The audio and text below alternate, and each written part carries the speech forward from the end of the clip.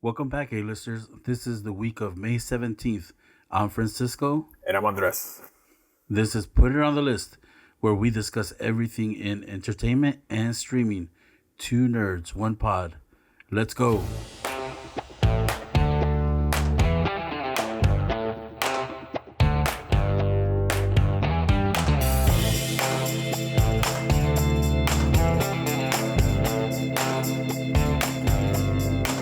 What up, man? How was your week?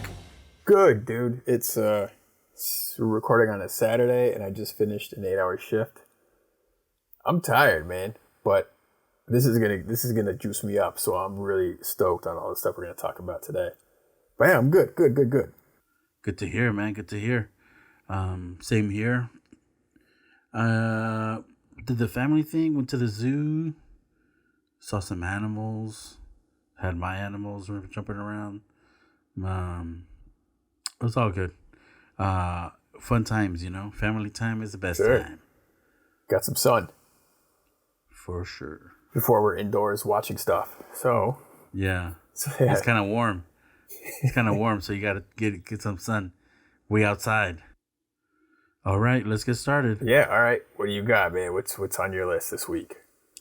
Okay, new to the list. I got Senior Year. It's a new comedy starring Rebel Wilson, and it's a Netflix original. And the premise is that she goes into a coma on her senior year, and she wakes up, I don't know, 15, 20 years later, Spoiler. and she wants to redo senior year. So she's a grown-ass woman out of a coma doing her senior year. So I like the premise because, so many things have changed in the past 10 years. So having to adapt to that is going to be funny, I think. And she's pretty hilarious actress. So, and she has like the major body transformation. So it's going to be interesting to see. She lost a lot of weight. Wait, just so I'm clear, you watched it, or this is something you're gonna watch? This is something I want to watch. Oh, got it. I don't have a lot of like high expectations as far as it being, an amazing film, but it's gonna be interesting how they approach it. Something. And hopefully, there's some laughs. I hope so. I saw it's on Netflix, so of course it keeps being pushed in my face, all the stills, and I gotta say, I am not sold just from the stills alone. I think I'm No good. takers. No, senor. Might do it tonight. Do it. Let us know. Yeah, it's gonna be interesting for sure. Yeah, there's All right. fun and silly shit has its place, so I totally get it. Yeah. Yeah, it's gonna be silly. If anything. What do you got going on the list? New to the list, I think it just dropped, and we just happened to actually watch the whole damn thing last night. It's Operation Mincemeat on Netflix. Stars Colin Firth and a whole host of English actors. The film was directed by the same dude who directed Shakespeare in Love. I found that out while doing my 2 seconds of research. It's based on a true story of British intelligence army trying to fool the Nazi intelligence folks during World War II. And it's a pretty, apparently, real story. It's really interesting how just the behind-the-scenes strategy, how it all plays out. And they kind of go into the cleverness, the amount of detail that it takes. And it runs 2 hours. And it's a very, very tight 2 hours. Like, it just goes. The cinematography, fantastic. One of the best-looking films I've seen this year. So if you like good-looking films, do it just to watch. It's gorgeous. The cast is all great. Colin Firth is always solid.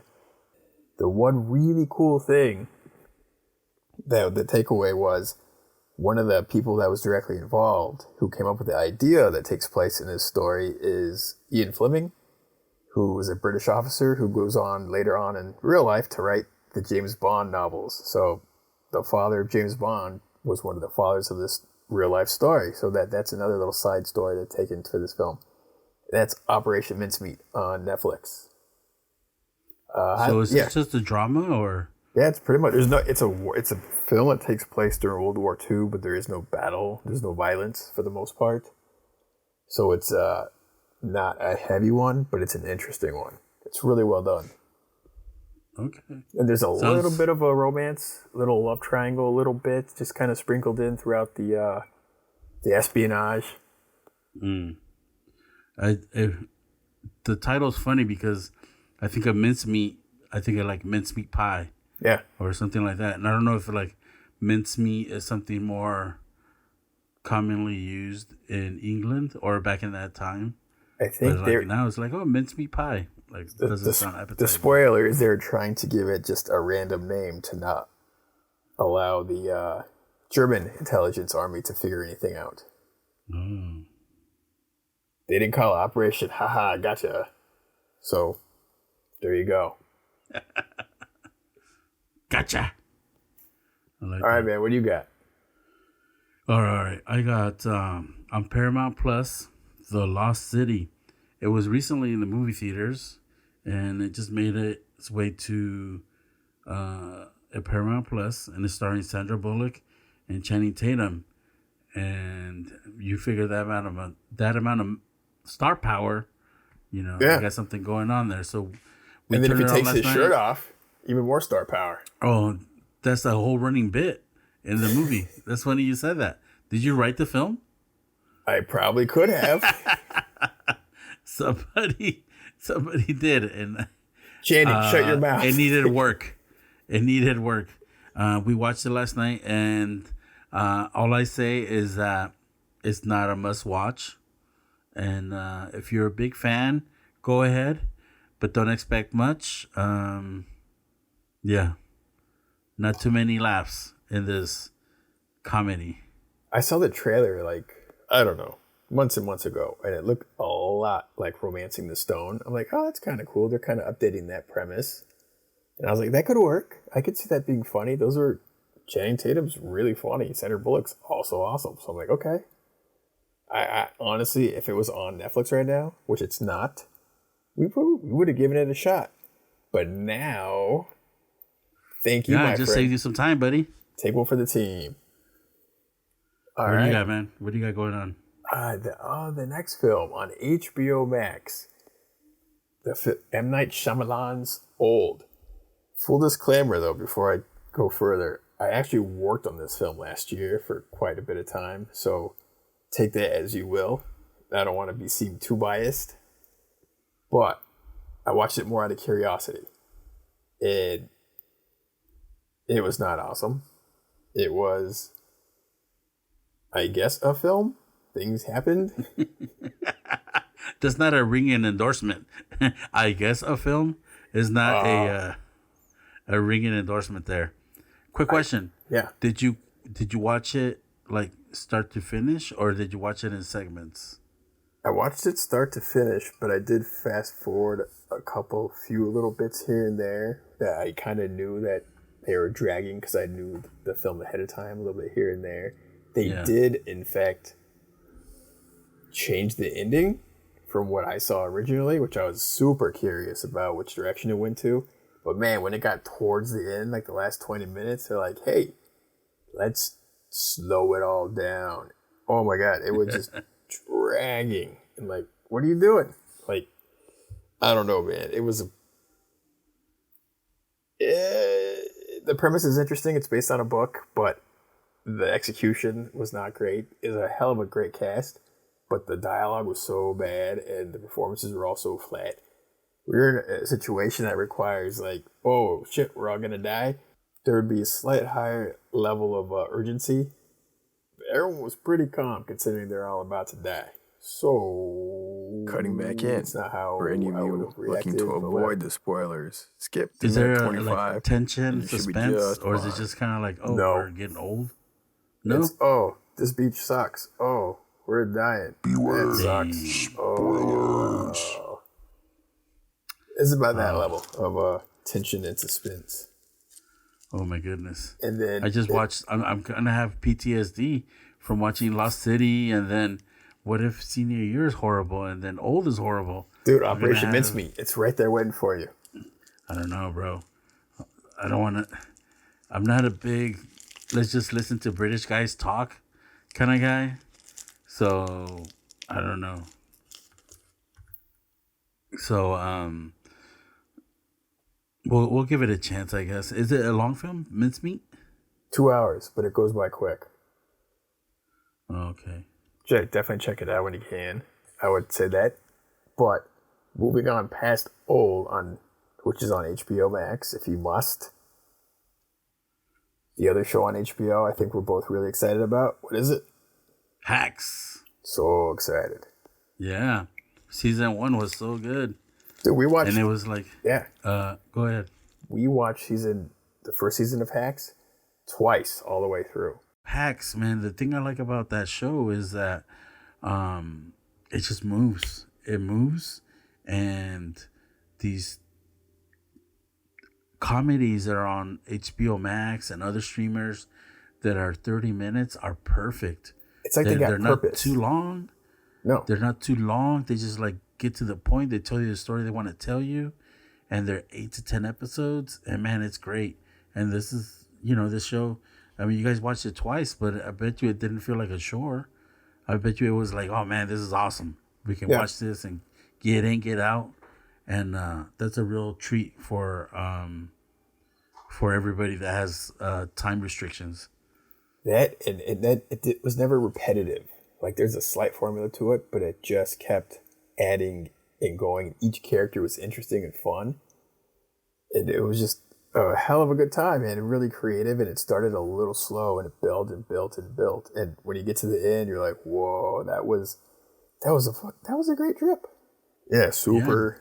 Jean Smart, man. Jean Smart had a great year. She owned that show, and beforehand, her at Watchmen, she also owned every scene she was in Watchmen, also on HBO, and Mayor of Easttown, which I have not yet to see. So yeah, I like that show. I think I'm gonna put that on my list really soon. But Hacks. You watched the first episode of this season 2. We have not, so that's actually on our list today when we're done recording. That's literally what we're supposed to do as soon as we're done recording is watch Hacks. And I am super stoked to watch on HBO. So we'll report back when that's done. All right, what we got next? All right, we've been talking about it the whole season. The season finale was last Sunday, I apologize. And it's Winning Time, The Rise of the Lakers Dynasty on HBO Max. Man, that was such a fun show. Such a fun show. I don't know what else to add besides unexpectedly awesome. As someone who's not a basketball fan, I was so into it. And there was a couple sequences in the season finale. Cressida, who's also even lesser so a basketball fan than me, she was like, that was amazingly shot. I loved the choreography and like the ballet of some of the games, and they were showing how they were moving around and doing what they're doing. Yeah. And I love how like the beginning of the show, the whole like first like 4 or 5 episodes, there's no basketball. It's all just the behind the scenes getting things done. And as they moved into more of like the playoffs, you get more and more of that. It's just so satisfying, the show. It's fantastic. Yeah, it's like they built up to this, to the actual final game. And isn't that crazy, man, that to think that the rookie played the starting position of the, at that time, the greatest Kareem Abdul-Jabbar is probably top 5 all time. But at that time, he was the greatest basketball of all time in the 80s, 70s, and 80s. And you have Irving Magic Johnson in his rookie year stepping into his role and winning a championship, basically. And it's pretty wild. It's crazy. We're not spoiling anything because this is all based on historical fact. So we're trying to avoid spoilers, but this is something that happened, I don't know how many decades ago. Yeah. Yeah. It happened in 1979. There you go. You guys weren't born yet, most of you. So relax. But man, it's an amazing show. So I'm really happy that it got renewed for season 2 and looking forward to see what happens. Super digging it. And can't come back fast enough. It was just so damn fun to watch. Okay, so we can move it on now to We Own the City. On HBO Max. Wayne Jenkins. Dude. Wayne motherfucking Jenkins. So we're 3 episodes in. We're all the way caught up, right? Yeah. Yeah. 3 episodes in, and damn, it's not as insane as I thought it was going to be, but the way they tangle and ravel the story with the time jumping maybe was a little confusing until the middle of the second episode for me. But once you kind of start seeing how they're setting up all the pieces on the board, you're like, oh. I love how they tell you part of the story from the other police officer's point of view, and then they all of a sudden here comes the old school monitor, and they type in Wayne Jenkins, and then they type in the day, the year, and then you're like, oh man, we're about to get a Wayne Jenkins scene. And man, they never disappoint. It's like you eat your meal, and I'm like, oh, here's comes your dessert, guys. And Wayne Jenkins, man, that guy's, it's whoever cast. Oh, first they wrote it, and I'm like, man, I wonder if they wrote it having John Bernthal in mind to play this character. Yeah. And I guess not, because it's based on a true story. But man, the casting is dead on, because John Bernthal's kicking, literal and figurative ass. Like that dude's no joke, man. He can carry his own. He was 1-on-1 with DiCaprio and Wolf of Wall Street. Like that guy, just fantastic actor. Yeah, man. So we're super excited to get these last 3 episodes in, because it's only doing 6. So super excited to see what happens. Can't wait to see some more Wayne Jenkins. And We Own the City, HBO Max. Check it out. It's not the happiest show for folks, but man, it's pretty well done. I'm stoked to just finish it out. I gotta see what happens. Yeah. All right, what we got next? All right. Last thing on this new to the list is I got a double feature for you guys. A scary movie horror double feature. We got Candyman from 2021 and A Quiet Place 2 from 2021, both on Amazon Prime. So if you guys want to, get some popcorn ready and just turn off the lights and watch some scary stuff, here you guys go. I myself haven't seen Candyman yet. I have seen A Quiet Place, so it should be a fun night. Candyman, the remake of Candyman got good reviews, and A Quiet Place 2 also, I believe, got good reviews. It was delayed by like a year or two because of reasons, but I believe actually for us, we're gonna watch it tomorrow on Prime. That's good, man. Super it's a good watch. We really enjoyed the first one. We watched in the middle of the day, all the lights on, and the volume turned down pretty low, so we didn't get with all the craziness. But overall, John Krasinski as a director, man, that guy is coming into his own. Yeah, and Emily Blunt as an actress, she always kicks ass. And has she ever been shitty? Even in shitty films, she shines. Yeah. The Blunt. She's great. Yeah, I'm looking forward to watching Quiet Place 2. That's going to be one of the rare horror films that we watch in our household. Yeah. Make sure you get the sage out and make a blessing and all that shit so you guys don't get haunted. Oh, there we go. Watch it with the lights on. I told you, we don't just watch with the lights on. We open like the windows. We got the sun shining in at us. We're like, cleanse this. No Satanas. We'll have Paddington 1 and 2 on deck ready to go when we're done watching the film. Oh man, better safe than sorry, I guess. Just be prepared. All right.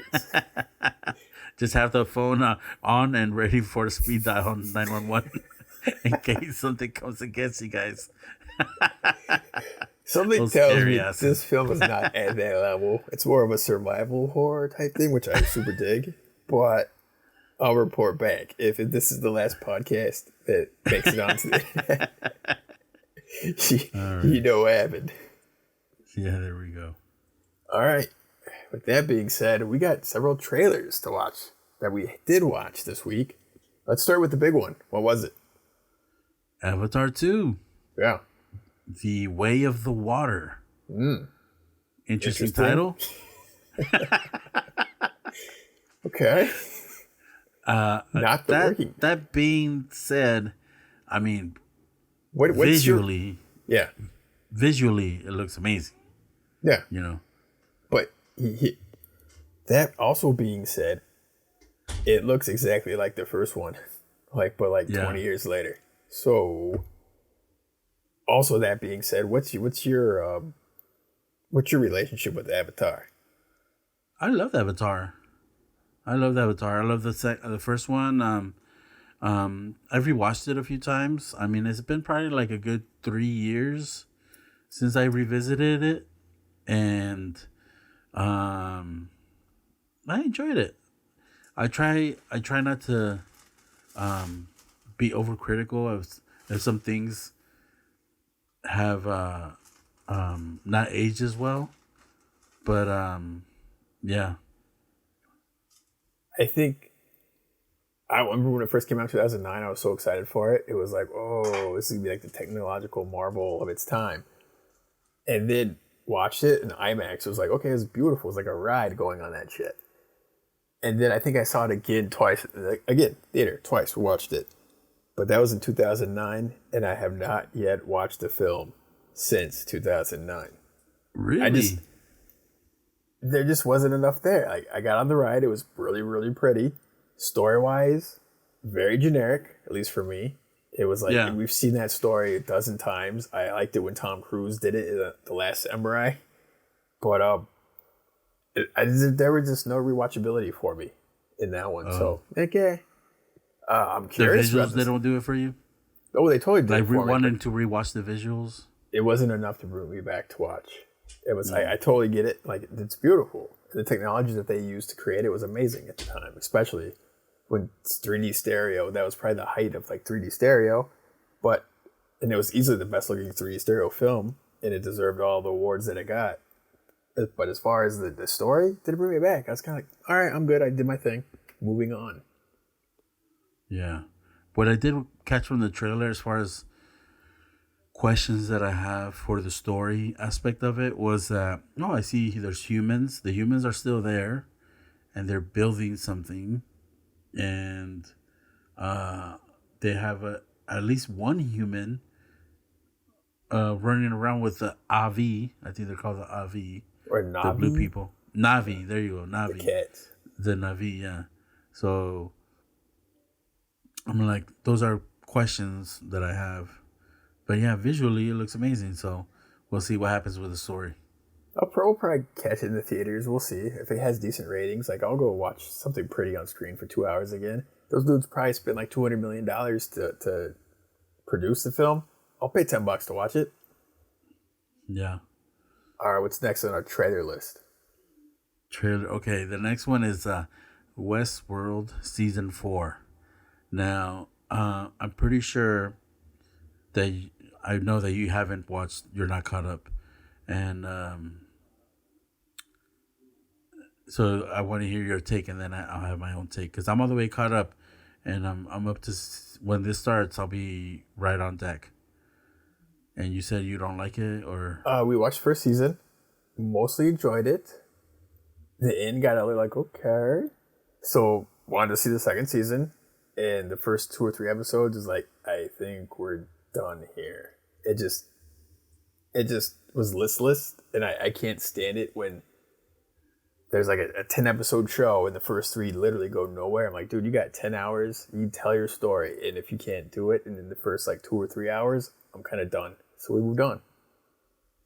I did see the trailer for the third season, which looked completely different from the second season. I was like, damn, maybe I should watch this again. This looks really good. But I never did. Yeah.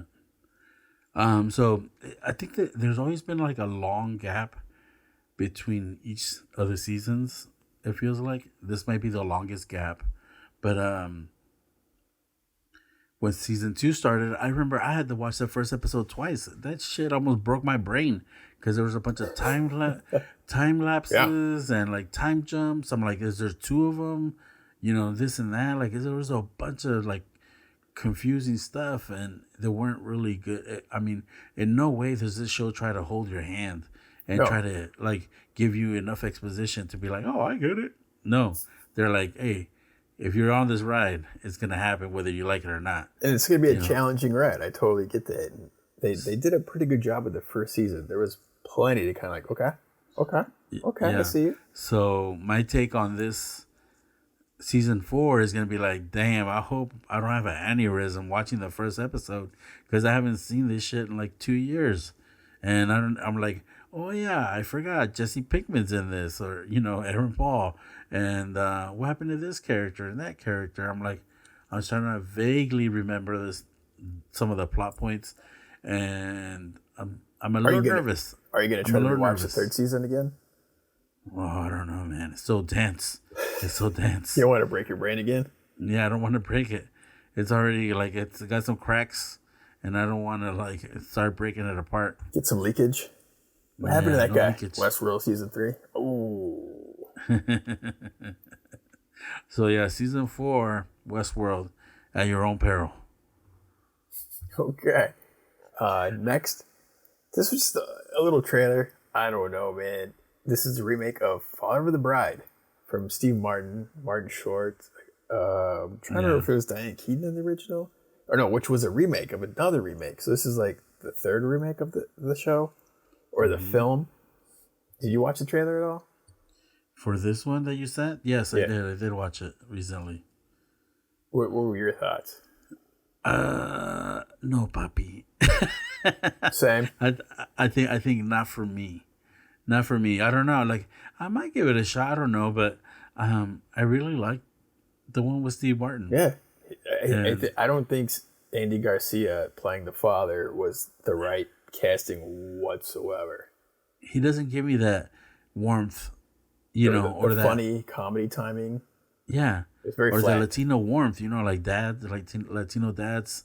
He was very serious. He's very Garcia. Yes, we will do it this way. That's not dude, funny. Calm down, bro. All right, we're gonna move past that. So, Father Bride not going on either of our lists. No. All right, this other one, a trailer came out that I thought was interesting because I like zombies. Resident Evil the series on Netflix. This is dropping like in a month or two, in July 14th. Did you watch the trailer? Yes, I did. What were your thoughts? I'm in. Cool. Yeah, I liked it, man. I liked it. It reminded me of playing the first game in the original PlayStation with all the lights off, and then hearing water dropping in the background, and something's coming, and then something getting you. And so it has that old school feel as far as visually, Sure. So I'm in. We'll see what the story develops. To be honest, I did not watch any of the Resident Evil films. Not even the first one? No, no. Sorry, buddy. I wish I had I would I feel bad. No, I don't feel bad about it. I passed hard. My dad would be like, "Mijo, tan buenas." I'm like, "No, they're not good, Dad. I'm good." Yeah. So I get it. I know that they've made a ton of them, so they have a fan base. And no disrespect, it's just not for me.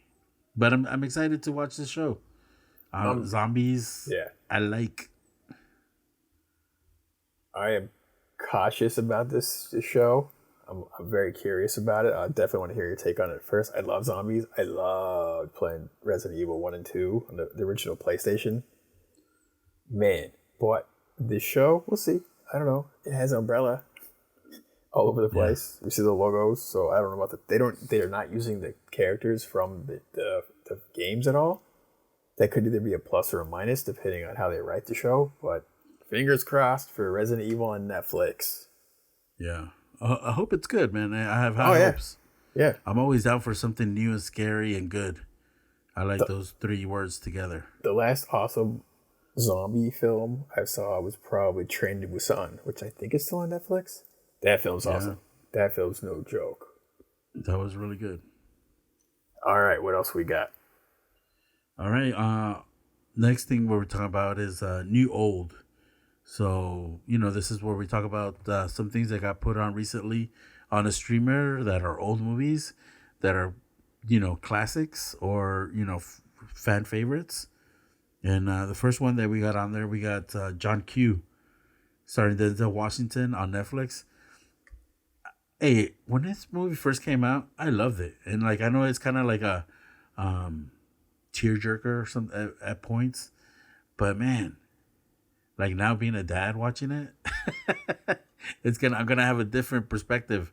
Be like, that is my son. Like having those moments of that power Denzel delivers when he's on the screen.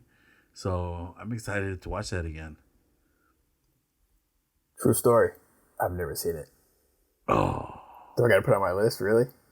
I think so, man. All right. Like, I think you do. I think you do because it's just it talks about. I mean, it's still relevant. Like some people don't have insurance and they don't have health coverage and family members get sick, and what would you do to ensure that your family gets the care that they need? So this guy. He's out of options and he's going to the extreme, and it's Denzel Washington, man. And Always brings it. Yeah, he always brings it. This is maybe not top 5 Denzel, but I think it's top 10 Denzel. So yeah, John Q. If you haven't seen it, check it out. It's a good, solid little drama. Got it. It's on Netflix. Yep. All right, wait, what's next? Next, we got The Fugitive, 1993, starring Harrison Ford and Tommy Lee Jones on HBO Max.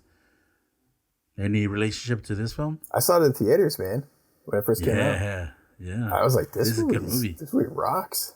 Yeah. Should we be watching this? This movie is so much better than you think it should have been. Like, it's better than it should have been. And it's got the man with the wooden hand and like the whole thing, and it's Tommy Lee Jones. I don't care. Let me hear yours. All right, tee me off. Set me up. I didn't do it. I didn't kill my wife. I don't care. That was pretty. That was worse than mine, bro. That was terrible. Mine was like a cartoon. Wow.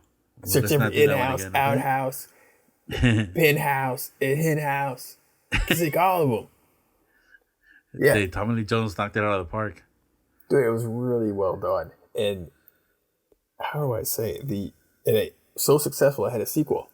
And the sequel said Wesley Snipes was the main character. U.S. Marshals. It was not a bad film. Robert Downey Jr. played one of the main heavies in that film. But, it actually is trending on Netflix right now. U.S. Marshals? Yeah. Huh. Maybe because Fugitive. Oh, wait. Yeah, because that's on HBO Max. But I believe Tommy Lee Jones was nominated for an Academy Award for this film. Like, he brought it. I want to say, I could be wrong. I didn't do the research on this one. Man. But The Fugitive is just a damn good watch. I love how it just starts. They don't spend like 20 minutes with you and the wife and then No. They're wasting time. They just go straight into it. One of the only nitpicks that I have is because they do a good job of keeping the guy who did it secret or what's going on. Yeah. And I just wish that at the end I'm like, oh man, I wish it would have been like a more menacing looking person, or somebody more I don't know, like I wouldn't fuck with that guy kind of guy. But that's the scary part, because anyone could be some crazy fuck. Yeah.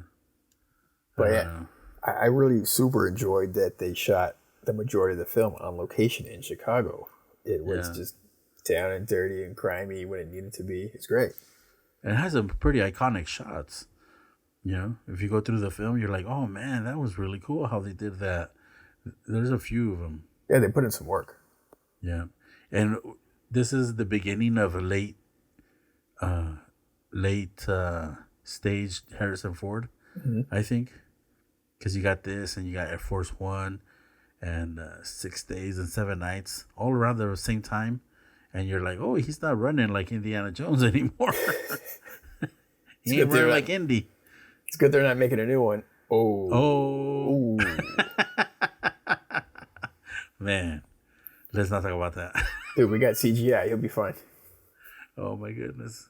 Throw a little cape on. It's him. like when Robert De Niro was kicking the guy in Oh, Irishman. don't get me started on that. That looked like he was about to bust his knee taking a step off the curve. Like, dude, someone get that guy a stunt double. Yeah, it looked like he hurt his foot kicking wind. Oh my God. Ow! Was that the wind? It hurt my foot. Dude, if you're gonna spend like millions on like face replacement and CGI for all this, spend a couple bucks on a stunt double. Let them put like a fake kick. Yeah. I'm sure there's a lot of them. Robert De Niro. I wonder if Robert De Niro was like, I got this. Step aside, son. I was a Godfather too. Half a century ago. All right. But we love Harrison Ford, so if I ever ran into him, I would freak out. Yeah. You know, it's funny. A friend of mine sent me a video of a friend of theirs that was traveling in Europe, and they were told to stay inside the hotel room, and they were shooting something, and there was a sequence from Indiana Jones or something, and they showed Harrison Ford kind of like moving across the hallway. He looks old. Didn't I send you that? Was that you? I don't think so. I think it was, shout out Merch. I think it was Merch. Here's the thing. All right, you ready for the crazy story? Since we're going into Harrison Ford, out in the hotel where they were shooting, Christina's cousin was in the hotel, and she actually met Harrison Ford and talked to him, like when he was waiting to shoot, because they would not let her leave the hotel because they locked it all down because they were shooting right outside her door. Mm-hmm. And he actually apologized to her personally for the disruption, and Jude didn't give it. She was like, "Oh my God, this is Harrison Ford, dude." I'd be freaking out. But yeah. So like everyone apparently ran into Harrison Ford in Italy when they were shooting. Yeah. Regardless, fun times. I'm looking forward to the next indie. Yeah, we'll see. We'll see how that goes. All right, the last thing that we got on here is a new segment that we're trying out. It's called Double Feature, and we're going to have a theme each week, and then each one of us is going to pick a movie from the theme, and then hopefully that'll make a good pair to watch for anybody that wants to watch a double feature on the weekend or whenever they can. So this week's theme is romantic comedies, because we don't really talk a lot about those films on this pod yet. Yeah, weird. We haven't had a chance. To talk about many romantic comedies, so I figured we went with one this week. And my pick is You've Got Mail. It's a little film starring Tom Hanks and Meg Ryan, the queen of romantic comedies. Is it streaming right now? Yes, it's streaming on Netflix. Okay. So you can watch it there. I love this movie. It's probably my favorite romantic comedy. And it just has a lot of nostalgia. And it's just so funny how the movie is aged. From the internet, the use of internet, to big bookstores and what's happened and everything, around the world. And then there's a little love story in there, which is kind of cute. So You've Got Mail for anybody who likes romantic comedies. What do you got? Okay. So I knew the theme was romantic comedy. I didn't know what your pick was going to be. So You Got Mail is your pick. I have a repertoire of about maybe 4 romantic comedies that I've ever watched ever. So I have to dig deep to figure out which one of them to pair. Wow. For the sake of argument, I will eliminate The Terminator as a romantic comedy because I consider that romance, but not so comedy. Let's see here. So you got Tom Hanks and Meg Ryan. I would probably choose either one of those actors to double it up. Romantic comedy. All right, this is not quite a romantic comedy. I don't even know. Okay. All right. Yeah, I'm gonna go for it. Ready? Meg Right. Ryan film that she's in, not quite starring. She's co-starring with Dennis Quaid. Little film called Inner Space. They definitely have a romance in that film, and Yeah. the connection also. It's also very technology based. Like You Got Mail. Inner Space came. Wow, what was it? 80s? Somewhere in the 80s. It was the 80s. So we watched it probably like 2 years ago. It holds How's up. that aged? It holds up pretty good. Martin Does it? Short, yeah, it held up pretty well. There's some great shots. Yeah, it moves fast too. So I really appreciated that. And they filmed it in San I bet Francisco. there's not a lot of people that have watched that film. Dude, Inner or Space. remember. So I think, Yeah. I don't know, what do you think? You should watch You Got Mail first and then Inner Space, or reverse it? I probably would reverse it. I probably would go Inner Space Okay.